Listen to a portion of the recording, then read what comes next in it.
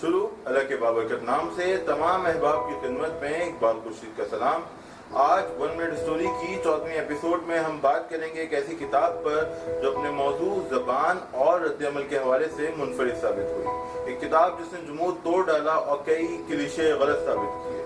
میں بات کر رہا ہوں مرزا اطہر بیگ کے ناول غلام باغ کی. غلام باغ ایک ضخیم اور پرپیش ناول ہے. اس کے باوجود حیرت انگیز طور پر اسے قارئین کی جانب سے بہت مثبت رد عمل ملا. اب تک اس کے 5 ایڈیشن شائع ہو چکے ہیں.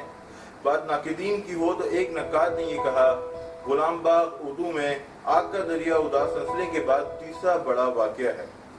دوسرے نے اسے تھیٹر آف ایبسرڈ سے تشبیہ دی. ایک کے نزدیک دس ناول از اباؤٹ ایوری تھنگ اور دوسرے کے نزدیک از اباؤٹ نتھنگ. اس ناول کا موضوع ازل نسلیں، لسانی فلسفہ، محبت، انتقام، جنس سے جڑے تصورات بھی ہو سکتے ہیں، لیکن اس کا بنیادی موضوع ہے دیوانگی جو اس کے ہر کردار میں ظاہر ہوتی ہے. اگر آپ نے یہ ناول نہیں پڑھا تو اردو ناول سے متعلق شاید آپ کا مطالعہ ابھی ادھورا ہے. Surely one of my favorite books. I will give 4.5 stars out of 5. I did interview the author. The link has been posted in the comment section.